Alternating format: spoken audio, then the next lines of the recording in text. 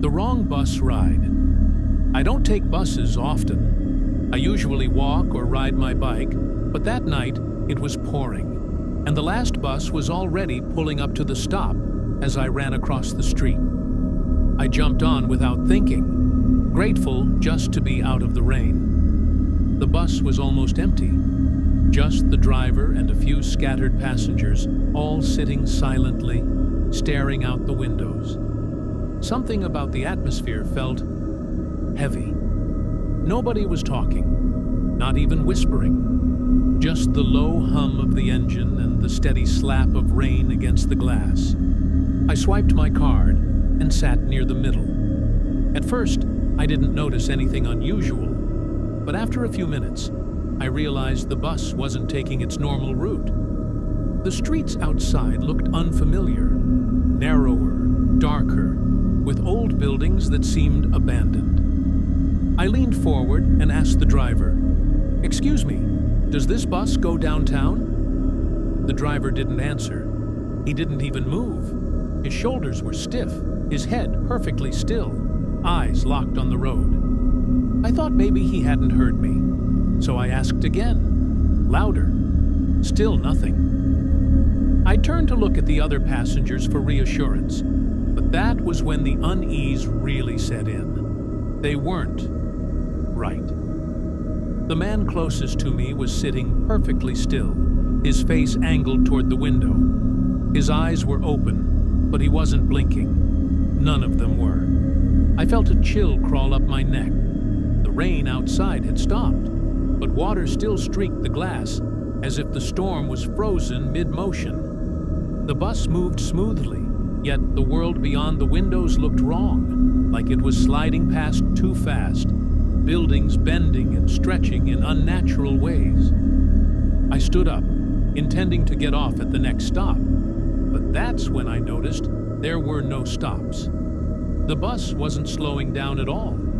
No familiar intersections, no signs, just endless dark streets that seemed to grow more distorted the longer I looked at them. My phone said it was 11:42 p.m. When I checked again only a few minutes later, it said 3:19 a.m. My stomach dropped. I finally shouted at the driver, demanding he let me off, but his hands just tightened on the wheel. I swear I saw the corners of his mouth twitch upward, like he was smiling. The passengers slowly turned their heads toward me, all at once. Their faces were blank, eyes wide and glassy. One of them, a woman with damp hair clinging to her cheeks, finally spoke in a low, monotone voice. "You shouldn't be here." My legs nearly gave out. I stumbled toward the back door, slamming the release bar, but it didn't budge. None of the doors worked. I was trapped. The bus started going faster, the engine roaring, the windows rattling. Outside, the streets vanished completely, replaced by a vast stretch of blackness, as if the city had ended, and we were driving through nothing. In desperation, I hammered on the windows until my fists ached. The passengers didn't move, didn't blink, didn't breathe. They just stared. And then the bus stopped. The doors hissed open, and beyond them was only darkness. Not the night sky, not a road, just an infinite void. The air that rushed in was freezing, sharp, and it smelled like rusted metal. The driver finally turned his head toward me. His face wasn't human anymore. The skin hung loosely, eyes hollow, mouth stretched too wide in a grin. "Last stop," he whispered. I bolted. I don't even remember how, but I jumped through the open doors into the dark. Instead of falling, I landed hard on wet pavement. I was back at my original bus stop. The rain was still pouring. The streetlights glowed softly, and everything looked normal.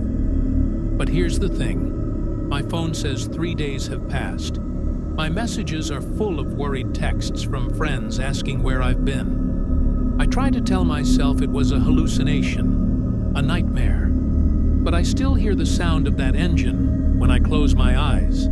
And I haven't taken a bus since, because part of me knows If I step onto one again, I won't make it back this time.